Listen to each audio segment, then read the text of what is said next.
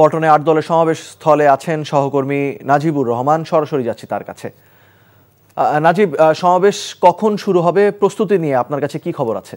যুগপথ আন্দোলনে অংশ নেওয়া ৮ ইসলামী দল কিন্তু আজ পুরানো পল্টন মোড়ে সমাবেশ করার কথা রয়েছে।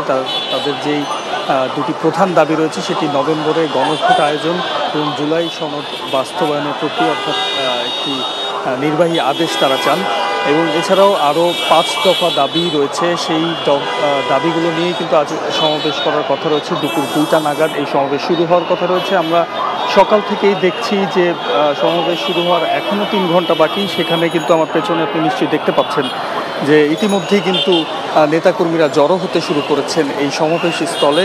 এখনও পর্যন্ত কেন্দ্রীয় কোনো নেতারা এসে উপস্থিত হননি, তবে বিভিন্ন জায়গা থেকে এখনই নেতাকর্মীরা চলে এসেছেন এবং তারা এখানে অবস্থান নিয়েছেন।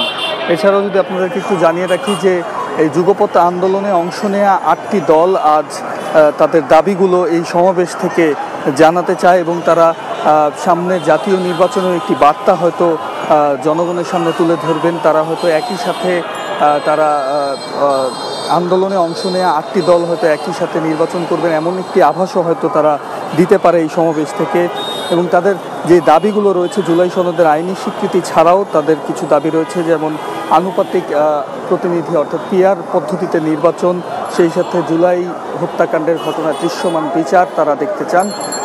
সেই সাথে আপনাদেরকে একটু বলে রাখি যে বাংলাদেশের বিভিন্ন জেলা থেকেও কিন্তু অনেক নেতাকর্মী এসেছেন, তাদের সাথে আমরা কথা বলেছি। তারা যেটি বলছেন যে আজকের এই বৃহৎ সমাবেশ থেকেই কিন্তু জাতীয় নির্বাচনের একটি রূপরেখা অর্থাৎ জাতীয় নির্বাচনে কী পদ্ধতিতে তারা ভোট করবেন এই ধরনের বার্তাও তারা পেতে চান এই আজকের সমাবেশ থেকে।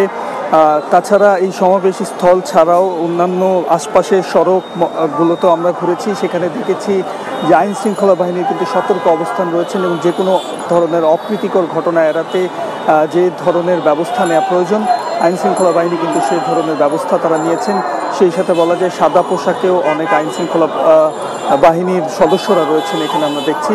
তো ২টা নাগাদ সমাবেশ শুরু হওয়ার কথা রয়েছে, এখনও পর্যন্ত আনুষ্ঠানিকতা সম্পন্ন হয়েছে।